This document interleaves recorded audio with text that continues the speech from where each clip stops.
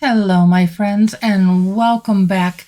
I am proud to say that I am back, and I'm going to be trying to get caught up on some of the many movies that I have missed, and I apologize for this hiatus.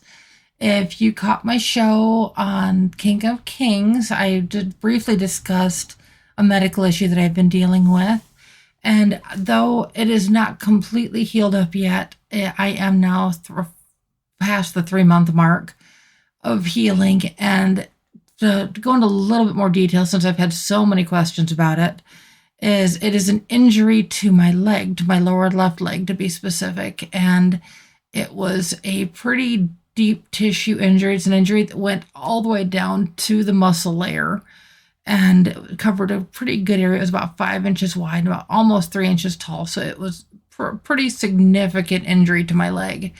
And though, like on the surface, it's almost healed. It's maybe another month or so, and that will be healed. But underneath, and the nerve pain and everything is still a lot more debilitating than you might think.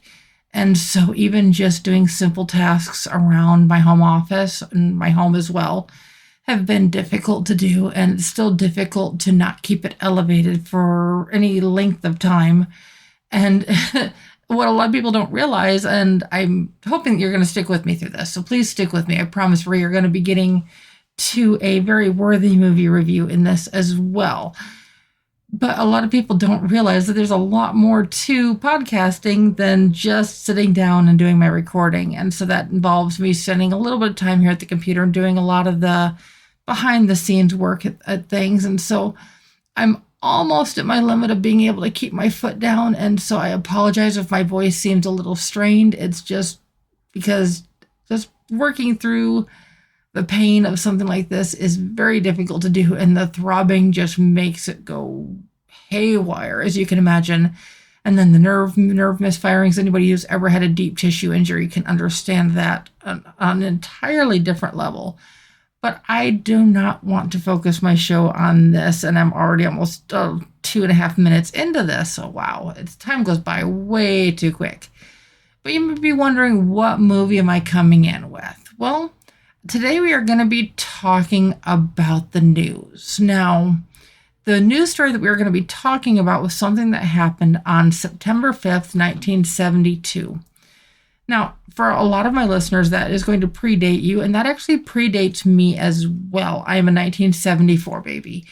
But this was a huge story that happened on September 5th. And if you have not heard of this movie, that is actually the title of this movie is September 5th.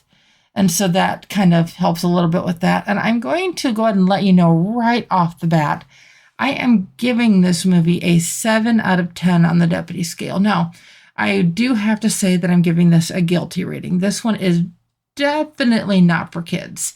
It does have an R rating, and it deals with very heavy themes, terrorism, death, and it deals with a lot of really deep moral dilemmas on media. Now, okay, back in 1972, there was a whole different level of journalism than what we have today. Journalism back then was not the journalism we have today. Back then, they reported on the news. It wasn't all opinion-based. It wasn't where they choose to pick it apart and only show us the parts of the news that they felt were relevant. No, they reported it as it was. So sorry, my computer's chiming at me here a little bit here. And that's really something that we are missing nowadays, and we've been missing that for a long time. And the reason I'm kind of putting a little bit more emphasis on that is we're going to be talking about another movie coming up within the next couple days, or maybe within the next week or so. But it's also going to deal with news in a different manner. And so that's why I'm making it such a point of touching on this and why I'm bringing this to you now. This one deals a lot with ABC, and specifically with Geoff Mason. He was the head of the ABC control room in Munich during the 1972 Olympic Games. And that is the most important part of this, is they thought they were there to just cover the games. They had pre-approved time slots that everybody was in. And you know me, no spoilers, so I'm not going to give anything away. But while they were there reporting, there was something that started to happen to a very specific group of athletes. And it became very clear that this was going to be an act of terrorism against this group of athletes. And so it became, okay, who could get the cameras on what was happening? Who could find out what was happening? Who could show what was happening? And as they weren't approved into these time slots, or these other networks had these time slots that they wanted so they could report this to the world, it became I don't forgive the term, it's a pissing match. I mean, literally, just because the networks are going, no, I want this time. No, I want this time. No, I want this time. And it was like watching children brawl, literally, almost like an argument.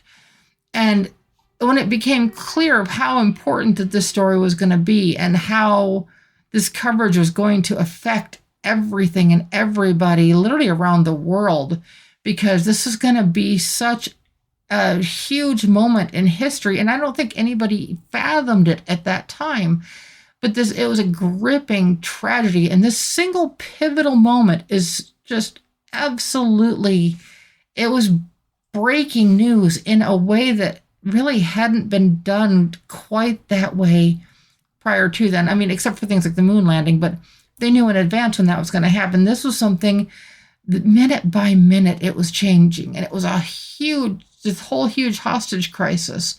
And I'm not going to spoil it by telling you what's happening, but I will let you know that it involved, the athletes that I'm referring to were the Israeli athletes. Now, as you can imagine, there's a lot of stuff going on with Israeli stuff going on today as well. And I myself am very pro-Israel. So that is my stance on that. If you didn't already know, I am a constitutional conservative, but I am a registered independent. But I do like to make that known. I try not to let it really affect my views when it comes to stories such as this. And it's really hard to separate that out sometimes. But I really have to look at the content of what is being shared here, the details involved, the people involved. Now, mind you, except for just brief moments, most of what we see in this movie is in the newsroom. We're watching what they see on the channels, and we're watching what they see through the cameras. And we see as they're like looking across the courtyard, and they're trying to see in these other buildings where this is happening.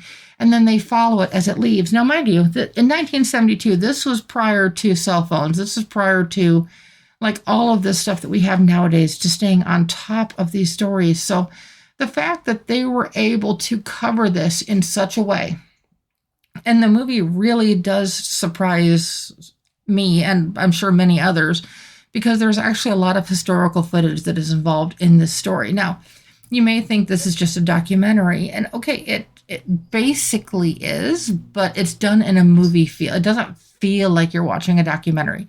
It feels like you're watching this unfold in real time, and you're on the edge of your seat, and you can feel your heart pounding, and you're getting sweaty, and you're nervous because you don't know what's going to happen, and whether or not this has a happy ending, or, well, I mean, it's an act of terrorism, so it's not exactly going to be a happy ending, but who is able to come out of this, if any, and how are these news stations going to play a pivotal role in this, and how will this change these Olympic Games?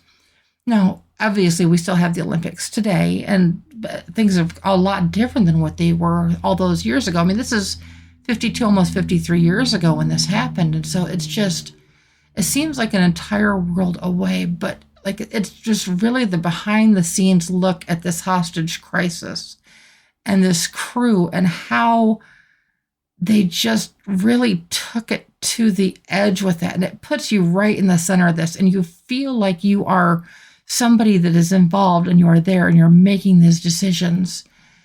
And it feels like I said, it really feels like you're part of this. So that's one of the reasons I did give this the score that I gave it, is just because it is so in-depth, and it's back when news was news without all the fluff. And it's absolutely a horrific thing that happened. And like I said, it's an act of terrorism. So it's not going to have a happy ending than the way that you might think, but it's not as dark as you might think either. So if you like historical dramas, if you remember this, or if you might want to even ask your parents or grandparents if they remember this, and discuss it. Sit down and watch this movie together. It's available on a lot of digital platforms.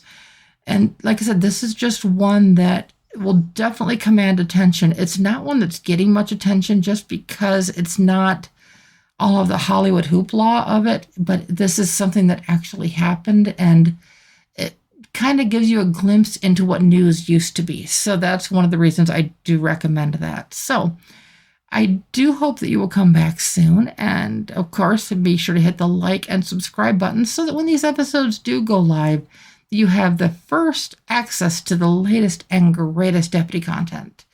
So as always, I hope you guys are having a wonderful day, and I will talk to you soon. Bye.